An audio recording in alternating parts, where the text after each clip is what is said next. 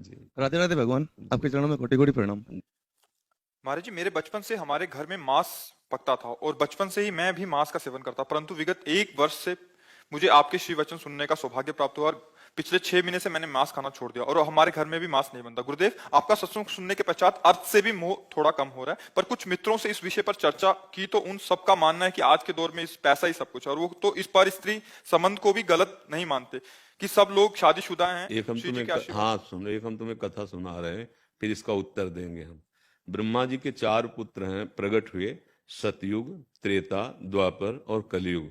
ब्रह्मा जी ने संपूर्ण भुवनों का निर्माण किया है, क्योंकि सृष्टि रचना का कार्य ब्रह्मा जी को है।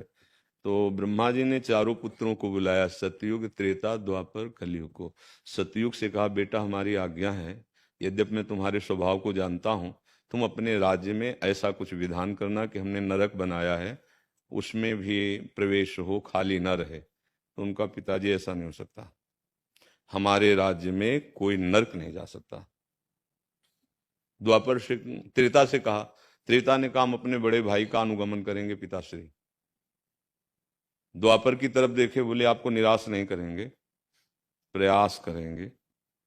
कलयुग से कहा तो कहा, पिताजी जैसे बड़े भाई ने कहा हमारे राज्य में कोई नरक नहीं जाएगा, ऐसे हम आपको वचन देते हैं कि हमारे राज्य में कोई बिरले बच जाए तो स्वर्ग या भगवत प्राप्ति करें, सीधे सबको नरक भेजेंगे। समझ रहे हो ना? हाँ, अब तुम्हारे प्रश्न का उत्तर दे रहे हैं। हम कलयुगी प्राणी केवल इसी की प्रधानता रखते हैं, जहां शास्त्र आज्ञा करता है उसको रौंदने वाले इन मूर्ख, जिनकी मूर्खता बढ़ी हुई है, इन मूर्खों की बातें प्रमाणित थोड़ी है। अब इनकी जो दुर्गति होगी वही तो है जो कह रहे नहीं कुछ नहीं, पाप नहीं है, मनोरंजन है।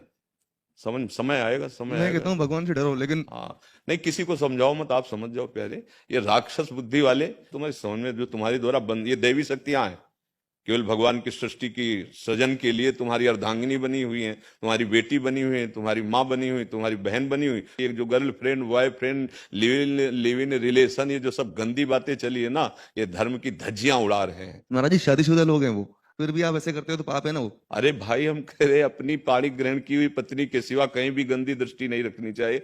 अब क्या है, इन विषयों पर हम नहीं जाना चाहते, हम केवल प्रभु की चर्चा करना चाहते हैं।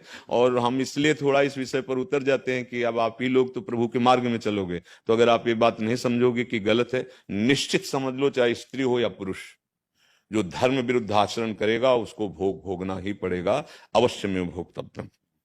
जितने भी तुम कर्म कर रहे हो ये नष्ट नहीं हो रहे, ये जमा हो रहे हैं, ये तुम्हारे नष्ट करने के लिए अवसर खोज रहे हैं, फिर तुम्हें नष्ट करेंगे। देखो, अनंत जीवों, अनंत योनियों में भटकते हुए आज हमें मनुष्य जन्म मिला है। तो जो हमारे पास कर्म पूंजी जमा है गंदी, उसको आग लगा दे, ना कि और कमाई करके गोदाम भर ले। अब ये मूर्खतावश समझा नहीं जाता ना, इसलिए पहली बात तो हम तुम्हें धन्यवाद देते हैं कि आप वाणी सुन करके इस गंदे आचरणों का, गंदे आहार का त्याग कर रहे हैं। पर आप ऐसी आशा मत रखें कि आपके उपदेश से आपके मित्र सुधर जाएंगे, वो आपको भी बिगाड़ने की कोशिश करेंगे। तो अपने को सुरक्षित रखने के लिए, हाँ, कुसंग का त्याग करो। उनको सुधारने की भावना तब तुम्हारी दृढ़ होगी जब पहले तुम बहुत अच्छे हो जाओ। तुम अच्छे हो जाओगे ना, फिर तुम्हारे आचरण देख। अच्छा, इसमें यह भी बात है, आप अच्छाई पे शुरू हुई और पीछे बुराई रही, उसका फल दुख आएगा।